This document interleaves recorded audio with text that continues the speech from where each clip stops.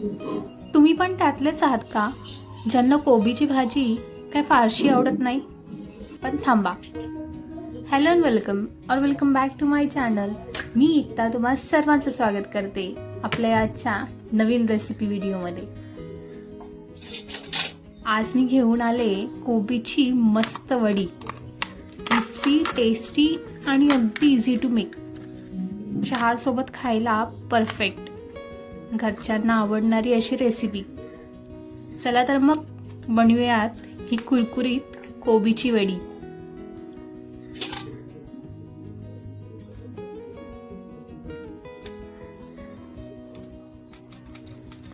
तर सर्वात आधी ना कोबी नीट किसून घ्यायची बारीक. जर किसणीवरती नसेल किसायची ना तर तुम्ही ही मिक्सरला सुद्धा लावू शकता.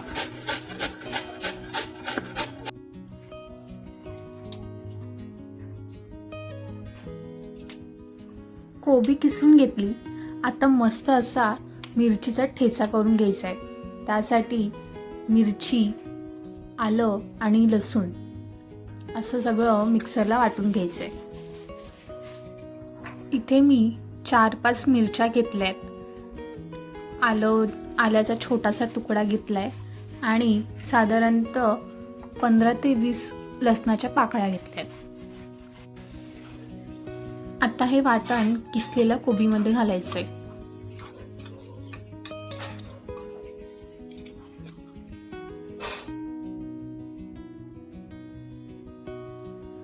आता मी यात बारीक चिरलेली कोथिंबीर घालते.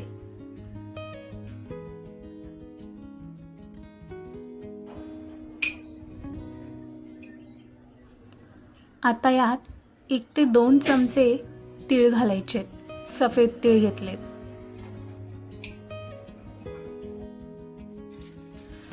आता यात मी 5 ते 6 चमचे मक्याचं पीठ घालते. तुम्ही 1 वाटी मक्याचं पीठ घेतलं तरी देखील चालेल.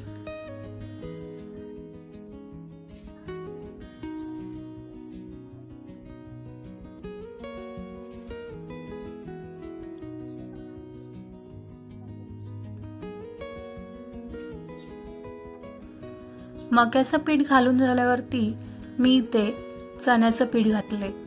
चण्याचं पीठ मी साधारणतः 4 ते 5 चमचे घातले. तुम्ही 1 वाटीचं अंदाज सुद्धा घेऊ शकता.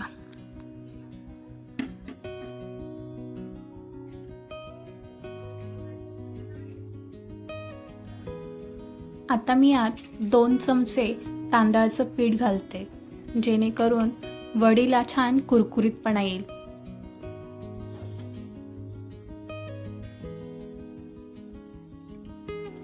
आता सगळे पीठ मिक्स केली ना की त्यात आपले बेसिक मसाले घालायचे आहेत.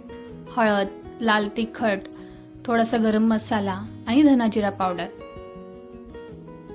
तर इथे मी 1 चमचा हळद घेतली आहे, 2 ते 3 चमचे लाल तिखट आणि 1 चमचा गरम मसाला आणि 2 चमचे धना जिरा पावडर आणि चवीपुरतं मीठ.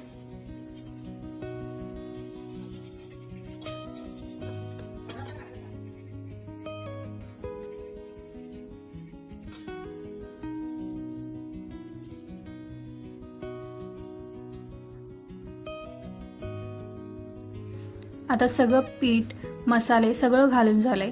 आता मी हे नीट मिक्स करून घेते.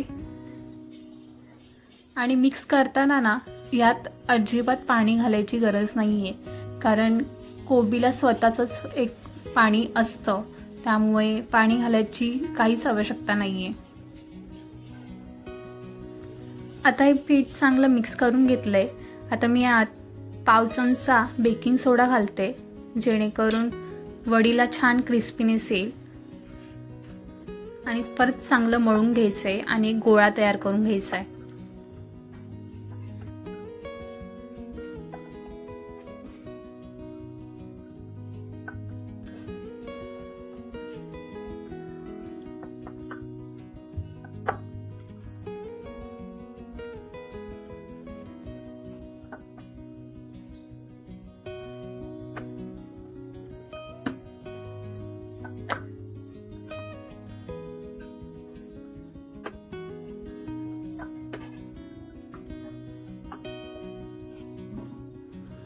तुम्ही बघू शकताय किती मस्त असा गोळा तयार झाला आहे आणि अजिबात पाण्याची गरज लागलेली नाही आहे मला. आता याच्या मस्तपैकी वड्या करून घ्यायच्या आहेत. तर जशी आपण कोथिंबीरची वडी करतो, काही जण थापून करतात, आम्ही इथे असा मस्त असा रोल करतो त्याचा आणि त्याला आपण चांगलं स्टीम करून घेऊ.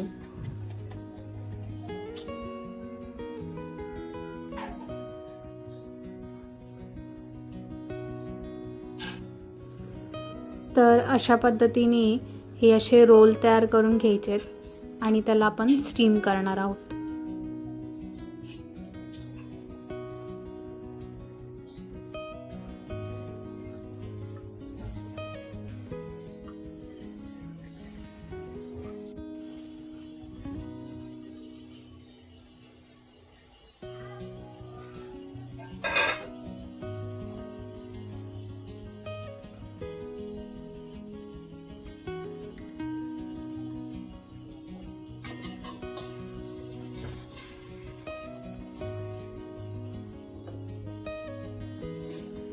आता या वड्या ना साधारणतः 15 ते 20 मिनिटं चांगले शिजवून द्यायचे आहेत.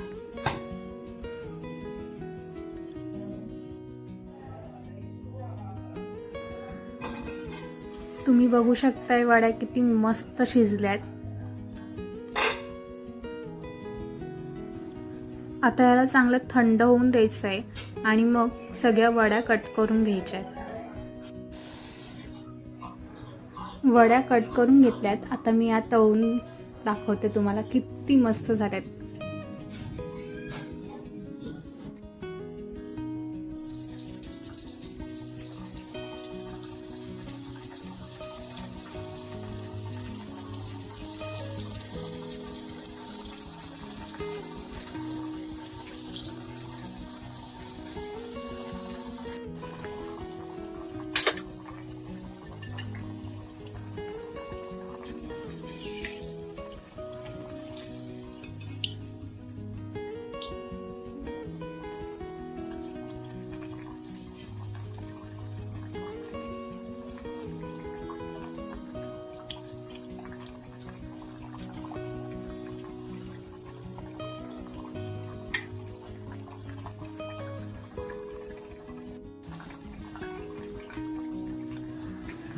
तर या वड्या मस्तपैकी गोल्डन ब्राऊन होईपर्यंत तळून घ्यायच्या आहेत आणि तुम्हाला आवाजावरूनच कळत असेल की वड्या किती मस्त कुरकुरीत झाल्यात.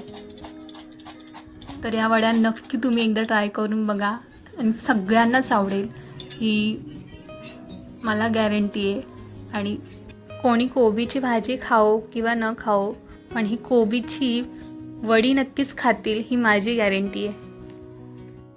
तर तुम्हाला ही व्हिडिओ आवडली असेल तर व्हिडिओला नक्कीच लाईक करा, शेअर करा, कमेंट करा आणि अशाच गोड गोष्टी आणि रेसिपीजसाठी चॅनलला नक्कीच सबस्क्राईब करा.